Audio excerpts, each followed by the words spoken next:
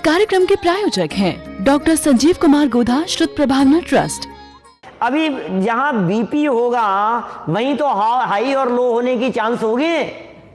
अभी ये कह रहे हैं मेरे ब्लड ही नहीं है तो ब्लड प्रेशर होने की संभावना नहीं है, मेरे हार्ट नहीं है तो हार्ट अटैक होने की संभावना नहीं है, अरे मेरे शरीर नहीं है तो शरीर संबंधी रोग की संभावना भी मेरे नहीं है। ये सब चिंतन करने के लिए कह रहे हैं, उनके गुणों का चिंतन करो। अनंत और सिद्ध भगवान के कैसे होते हैं अनंत भगवान, कैसे होते हैं सिद्ध भगवान, कैसे होते हैं उनके उत्तम गुण, उन गुणों का चिंतन करने के लिए यहाँ कह रहे हैं। फिर हिसाब चिंतन करने के लिए बैठे हैं कहाँ, तो कुछ एक रूपक बनाया है। ज्ञानार्णव नामक ग्रंथ में कई तरह से उसकी चर्चाएं की है, रूपक बना करके चर्चा कर रहे हैं पदों का, किस तरह से उन्हें स्थापित करें। एक विशिष्ट प्रकार की पद्धति आचार्यों ने डेवलप की है। पीछे 2-3 दिन पहले भी मैंने इसके बारे में काफ़ी विस्तार से चर्चा की है। अभी देखिए थोड़ी बहुत बतलाते हैं उसे।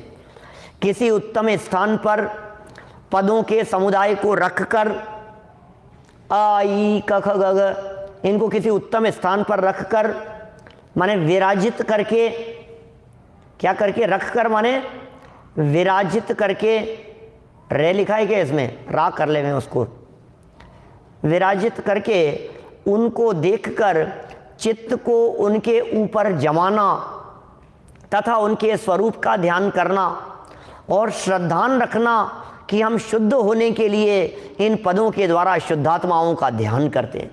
शुद्ध होने के लिए शुद्धात्माओं का ध्यान करते हैं। समय सार की 186वीं गाथा का प्रकरण है। 186 नंबर गाथा में क्या कहा है? शुद्ध होने के लिए शुद्ध आत्मा का ध्यान करो, शुद्धता से शुद्धता मिलेगी। आपको यदि शुद्ध होना है तो शुद्ध आत्मा का ध्यान करना पड़ेगा। ये कह रहे हैं उनके स्वरूप का ध्यान करना और श्रद्धान रखना कि हम शुद्ध होने के लिए इन पदों के द्वारा शुद्धात्माओं का ध्यान करते हैं। ओहो, इस ध्यान की विशेष व्याख्या ज्ञानार्णव में की है, वहां से जान लेना। इस ध्यान की विशेष व्याख्या तो ग्रंथ में की है, ग्रंथों में की है, वहां से जान लेना। फिर भी वर्ण अक्षरों के ध्यान की विधि बतलाते हैं। ध्यान की कुछ विधि बतला रहे हैं, है ना, व्यक्तिगत है, सामूहिक नहीं होता है। शॉर्ट में पढ़ता हूँ, फिर बीजाक्षरों का ध्यान और फिर पंच परमेष्ठी का ध्यान, अरहंत आदि पंच परमेष्ठी, ओम के प्रयोग, ये सब आपको आज बतलाने वाला हूँ। 15 मिनट के अंदर अंदर सब बतला दूंगा। देखो, ध्यान करने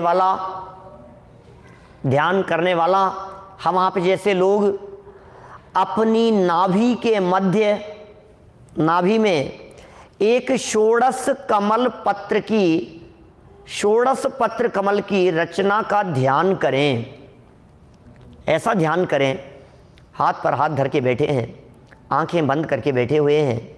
नाभि स्थान पर एक कमल विराजमान है और उस कमल में 16 पत्ते हैं और उन 16 पत्तों के ऊपर अ आ ई उ री री ए ऐ ओ औ अंग है, ये सब वर्ण उनके ऊपर लिखे हुए हैं। ये षोडश पत्र वाला वो कमल कहाँ विराजमान है? ये कमल नाभि स्थान पर विराजमान है।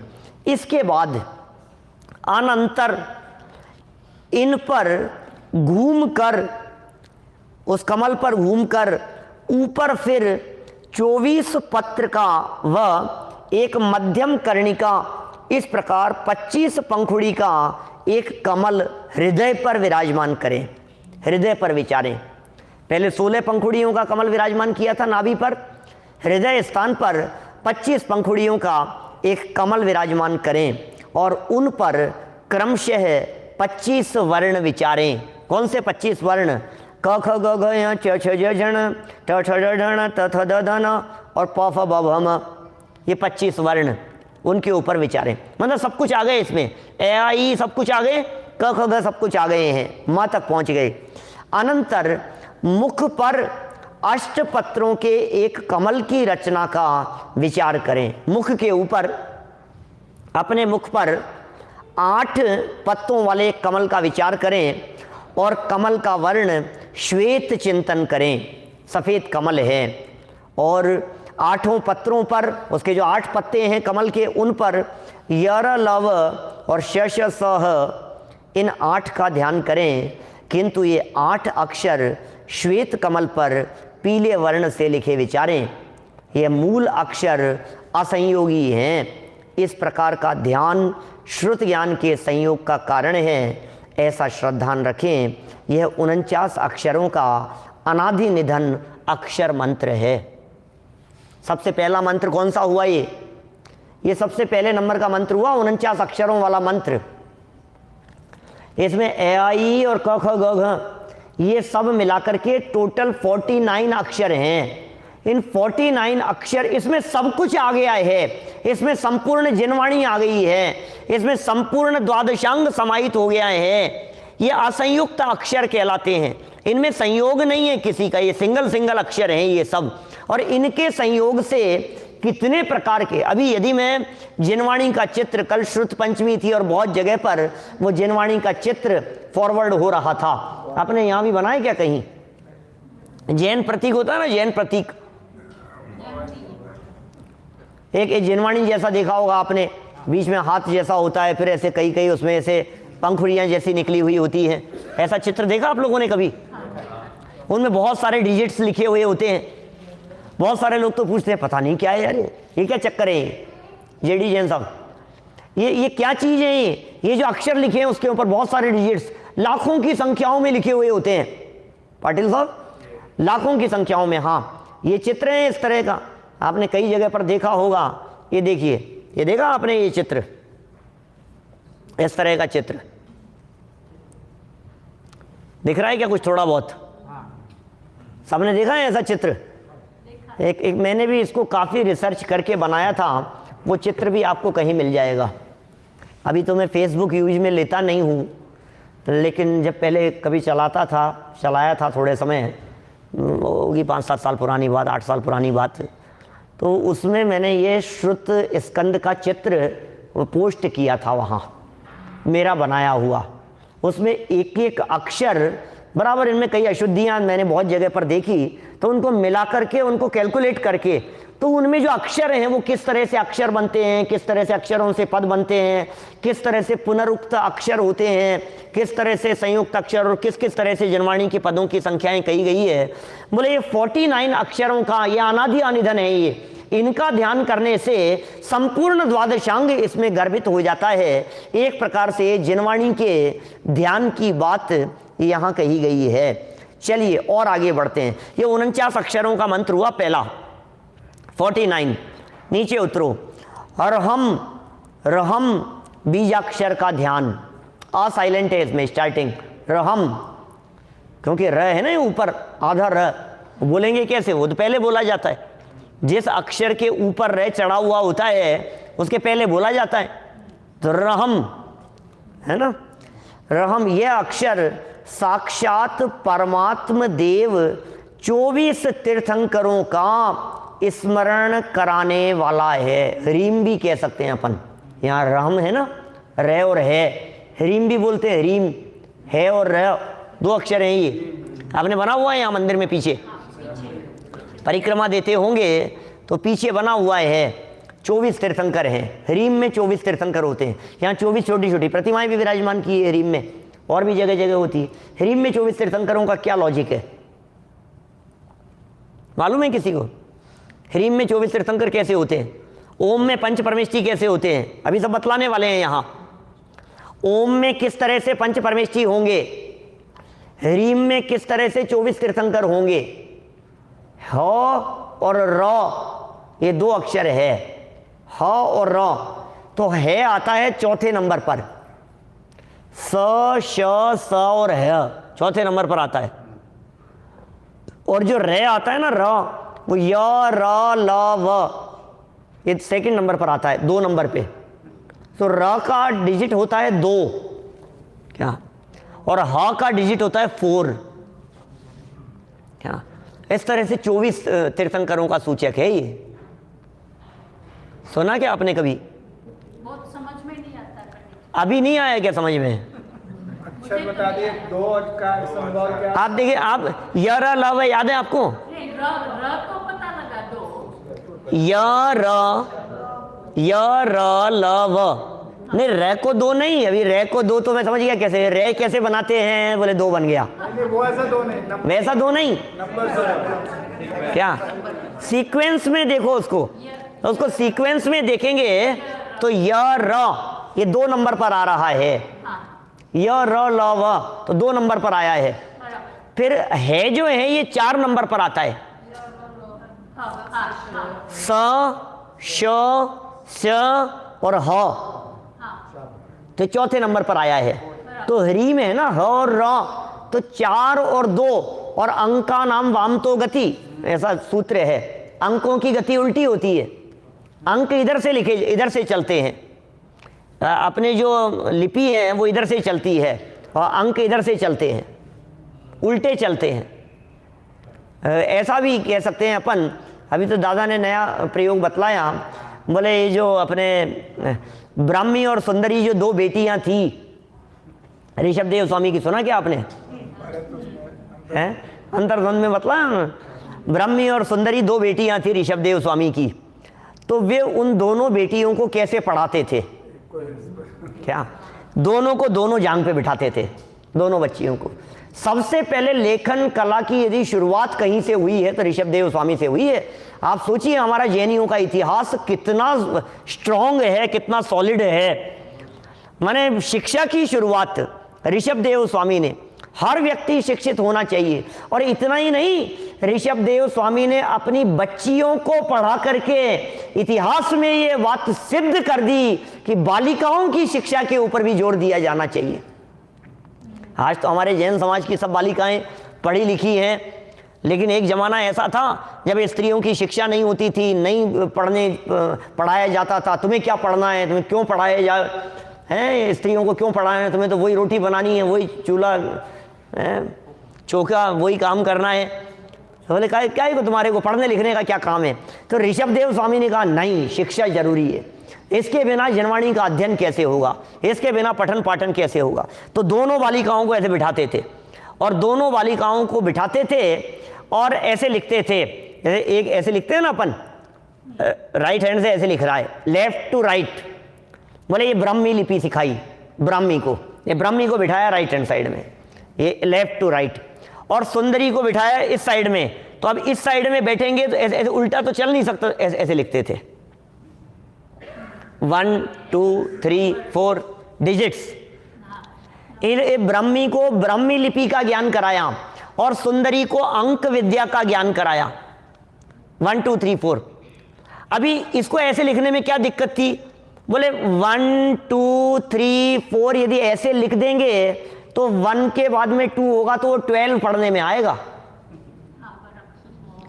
1 2 3 लिख देंगे तो 123 पढ़ने में आएगा, 1234 हो जाएगा। 1 2 3 4 बोले ऐसे नहीं, ऐसे। क्या समझ में आ रही है बात? नहीं तो गड़बड़ हो जाएगी, हैं, भूल हो जाएगी।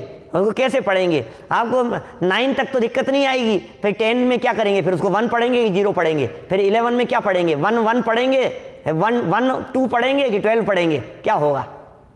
उसकी गति इस तरह से होती है।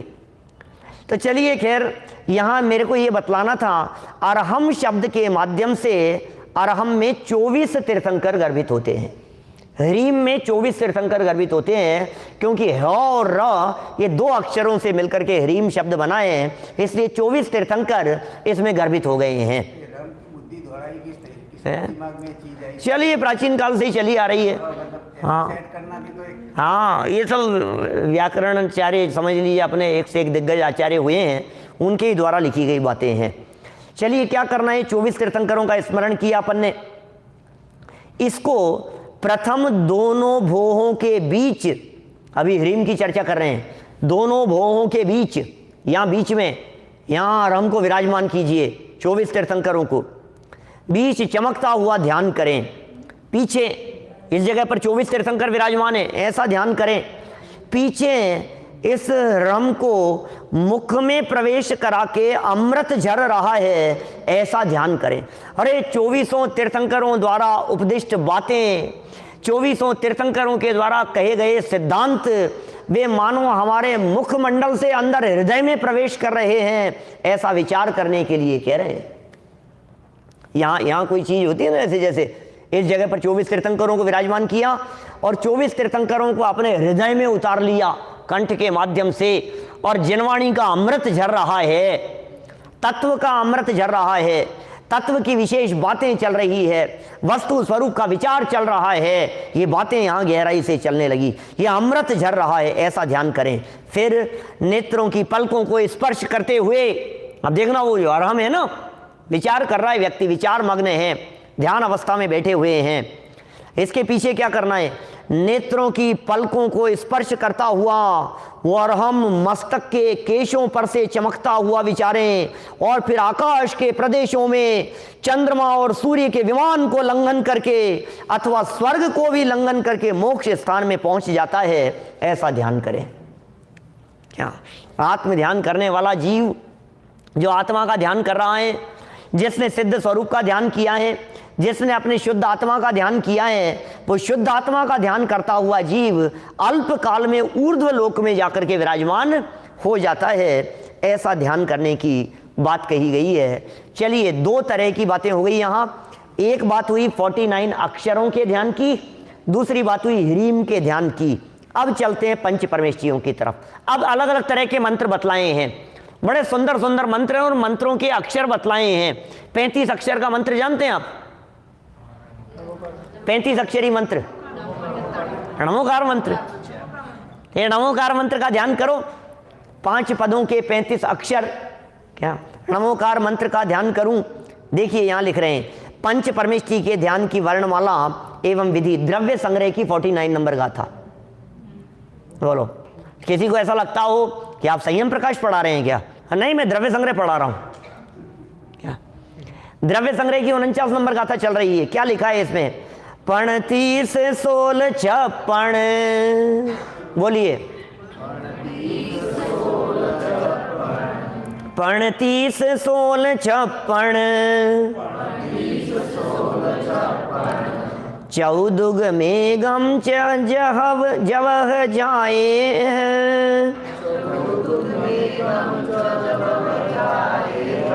परमेष्ठि वाचयाणम,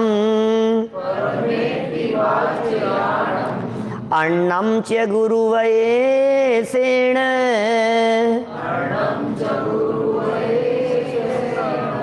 पंच परमेष्ठि के वाचक 35 अक्षर, 16 अक्षर, 6 अक्षर, 5 अक्षर, 4 अक्षर, 2 और 1, इस प्रकार भिन्न भिन्न अक्षर हैं। योगेंदु देव ने योग सार में ऐसे बहुत तरह के बतलाए हैं। बोले 16 अक्षर मंत्र का ध्यान करो, 5 अक्षरी मंत्र का ध्यान करो, 1 अक्षरी मंत्र का ध्यान करो। ये सब ध्यान के लिए बहुत तरह के मंत्र हैं। तो बोले ये 35 अक्षर का मंत्र कौन सा है? बोले नहीं जानते हो आप 35 अक्षर का मंत्र? देखो इन सबको बतलाते हैं, आगे देखिए। 35 अक्षर के मंत्र का ध्यान इस प्रकार किया जाता है। नमो अरहंताणम, नमो सिद्धाणम, नमो आयरियाणम, नमो वज्रायाणम, नमो लोए सव्यसाहुणम। बहुत सरल है, तो इसका ध्यान नहीं कर सकते, लेकिन इस मंत्र का ध्यान करते समय पंच परमेष्ठियों का स्वरूप स्मरण होना चाहिए। नमो अरिहंताणम बोलने पर आपको अनंत भगवान दिखने चाहिए मुकेश जी। नमो अरिहंताणम बोलने पर यदि आपको अनंत भगवान नहीं दिख रहे हैं, इसका मतलब आप किसको नमस्कार कर रहे हो? पता है कुछ दीपक भाई, किसे नमस्कार? नमो सिद्धाणम बोलने पर आपको सिद्ध भगवान ख्याल में आते हैं क्या?